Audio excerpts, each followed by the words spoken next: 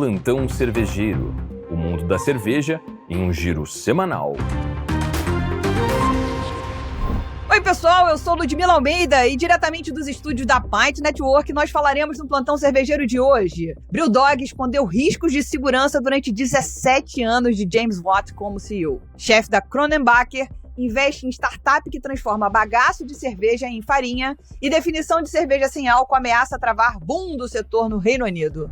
Alô, Leute, eu sou Henrique Boaventura e ainda hoje falaremos aqui. Pesquisa da IWSR derruba mito de que geração Z bebe menos. CNI propõe a alíquota de transição para o imposto do pecado sobre bebidas e Ambev lança Spaten Pro, primeira cerveja com proteína da Ambev no mundo. A NP Brewing oferece lúpulos frescos, maltes selecionados e leveduras de excelência, insumos de qualidade para sua cerveja se destacar. Saiba mais no @NP Brewing no Instagram. BrewDog escondeu riscos de segurança durante os 17 anos de James Watt como CEO. Uma investigação do jornal britânico The Times revelou que, sob a liderança de James Watt como CEO da BrewDog, a cervejaria escocesa falhou repetidamente em cumprir normas de segurança do trabalho, colocando em risco a vida de funcionários. Watt, cofundador da marca ao lado de Martin Dickie em 2007, sempre cultivou uma imagem de empreendedor rebelde, chegou a citar Darth Vader como inspiração e disse que sua missão era livrar o país da praga da democracia, além de uma vez ter declarado que ele era a própria lei. Documentos mostram que a empresa recebeu em 2022 2 avisos de fiscalização depois de já ter sido alertada, um ano antes, sobre falhas inaceitáveis que criavam riscos de incêndio, explosão, mortes e ferimentos graves na sede da empresa em Ilon, na Escócia. A fiscalização britânica apontou 3 falhas específicas: controle insuficiente de riscos no uso de misturas de etanol na destilação de bebidas destiladas, ausência de medidas para reduzir danos em caso de incêndio ou explosão e falta de procedimento seguro para a remoção de substâncias perigosas do local de trabalho. O período de Watt à frente da BrewDog também foi marcado por denúncias de cultura tóxica. Em 2021, um grupo de ex-funcionários publicou uma carta aberta que reuniu quase 300 assinaturas relatando bullying e um ambiente de medo. E em 2022, um documentário da BBC trouxe acusações de comportamento inadequado com funcionários que Watt nega. Ele deixou o cargo de CEO em maio de 2024, permanecendo como capitão e cofundador e mantendo 21% de participação na empresa. A marca que vendeu rebeldia como diferencial de marketing parece ter levado a fama, sério, até demais. A BrewDog construiu essa marca fingindo que toda regra era inimiga da rebeldia. Agora, diante de uma investigação ligada à saúde e segurança, o discurso punk encontra aquele detalhe inconveniente chamado responsabilidade. James Watt já não é o CEO desde 2024, como a gente acabou de reportar, mas certas culturas corporativas, ao contrário dos cargos, demoram bastante para sair de cena. E agora ele tem a oportunidade de cagar tudo de novo na Second Best.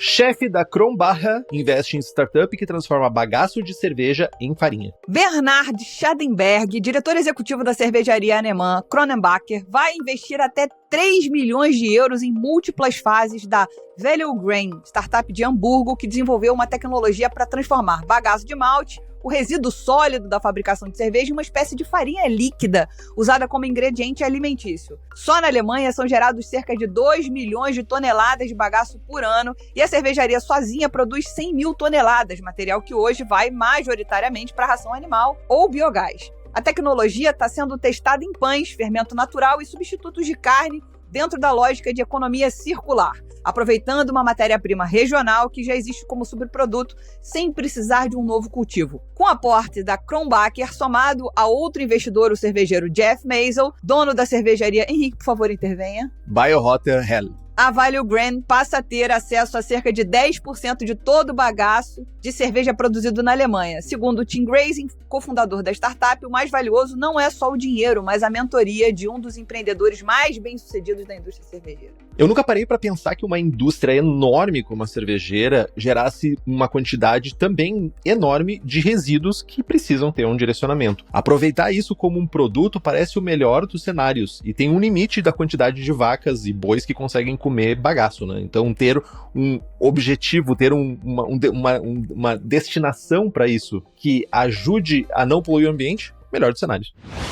Definição de cerveja sem álcool ameaça travar boom do setor no Reino Unido. A Associação Britânica de Cervejas e Bares, a BBPA, alertou que o crescimento recorde de cerveja sem e com baixo teor alcoólico no Reino Unido pode ser travado pela própria definição legal do que conta como uma cerveja sem álcool. Hoje, a lei britânica exige um teor de até 0,05% de álcool para uma cerveja ser chamada de alcohol-free, ou sem álcool. Um padrão 10 vezes mais rígido do que em vários outros países, onde o limite é de 0,5%. A previsão é vender mais de 64 milhões de pints de cerveja sem ou com baixo álcool neste verão no Reino Unido, 8 milhões a mais do que 2025, e essa alta é puxada por um público mais jovem bebendo menos e por ondas de calor no país. Segundo a BBPA, remover todo o álcool de uma cerveja sem perder aroma e sabor é tecnicamente difícil e, pior, caro. E o padrão atual de 0,05% desestimula o investimento e inovação no setor, mesmo não havendo proibição de vender uma cerveja 0,5% como álcool-free. A entidade defende que o governo britânico adote o limite de 0,5% alinhado ao padrão internacional, e o Departamento de Saúde já sinalizou que está avaliando a mudança. A categoria sem álcool e de baixo teor alcoólico já é o segmento que mais cresce no mercado de bebidas do Reino Unido, com alta de 870% em volume desde 2013. O Reino Unido discute elevar de 0,05 para 0,5 o limite da cerveja sem álcool. Exatamente o patamar que já é adotado aqui no Brasil para cerveja sem álcool. Aqui, porém, zero álcool, 0,0%, só pode ser usado em produtos com até 0,05% de álcool residual. A questão, portanto, não é apenas facilitar a produção, mas equilibrar a inovação, qualidade sensorial e clareza para o consumidor. O modelo brasileiro mostra que é possível flexibilizar sem transformar sem álcool e zero álcool em sinônimos. Brasil à frente do seu tempo, olha. Degas é um sistema de gestão de bares e restaurantes criado por quem entende a realidade do ponto de venda a fundo e é a solução ideal para o seu negócio crescer sem complicações. Conheça agora em assine.sistemadegas.com. Pesquisa da IWSR derruba mito de que a geração Z bebe menos. A pesquisa semestral BevTrack da consultoria IWSR, feita com mais de 32 mil pessoas em 19 mercados, mostrou que a taxa de consumo de bebida alcoólica entre a geração Z maior de idade estabilizou em 74%, praticamente igual à média geral da população adulta de 76%. O número saltou de 66 a 3 anos, o que, segundo o IWSR, derruba de vez a narrativa de que essa geração seria naturalmente mais moderada. Quem realmente reduziu o consumo foram os baby boomers, que registraram queda em todos os indicadores e hoje tem a menor taxa entre todas as gerações, com 71%, além do menor número de doses por ocasião, uma média de 2,6. Millennials segue como a geração que mais bebe, com participação de 81%, seguidos pela geração X, com 77%. Ainda assim, a moderação aparece de outra forma. O número de pessoas que bebem se mantém estável em quase todos os mercados, mas a frequência e a quantidade por ocasião caíram de 4,4 doses em 2024 e 2025 para 3,9 doses agora. Segundo o presidente da IWSR, o padrão sugere uma mudança estrutural de comportamento e não um ciclo passageiro, muito ligado a estilo de vida e menos à renda disponível. Já temos uma outra geração para odiar. Malditos boomers. Na verdade, essa é a única pesquisa que faz sentido. Os boomers estão parando de beber porque estão ficando mais velhos e precisam sim cuidar da saúde. Os jovens não estavam bebendo ainda. Inclusive, eles fazem esse recorte aqui dos maiores de idade para falar sobre a geração Z. Exatamente. Ainda assim, malditos boomers. Porque vocês não têm saúde. CNI propõe alíquota de transição para o imposto do pecado sobre bebidas. A Confederação Nacional da Indústria apresentou ao Ministério da Fazenda uma proposta para suavizar a chegada do novo imposto seletivo, apelidado de Imposto do Pecado, que vai incidir sobre bebidas alcoólicas, cigarro, automóveis e apostas esportivas.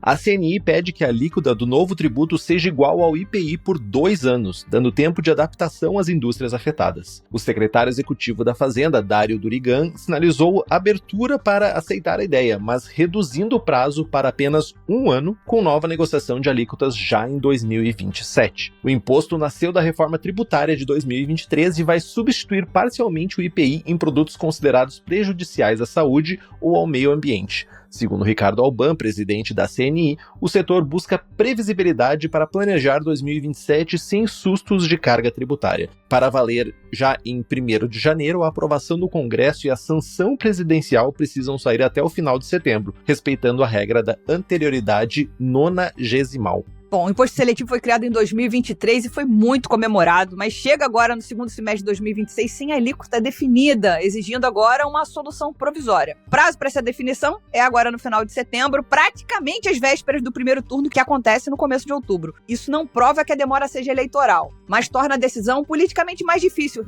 Quem quer assumir o custo de elevar o imposto durante uma campanha? Ninguém. Adiar a definição definitiva para 2027 reduz o desgaste imediato, mas prolonga a insegurança, principalmente para empresas pequenas e consumidores. Tudo é política.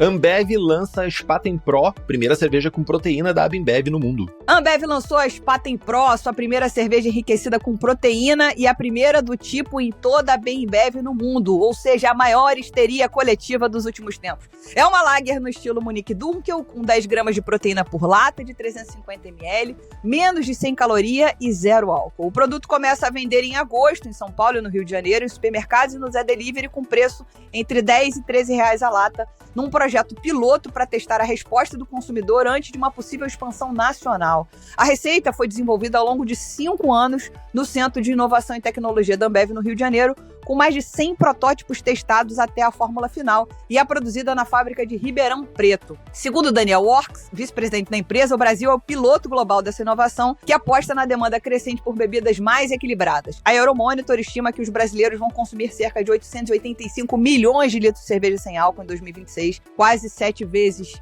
maior do que o volume de 2019.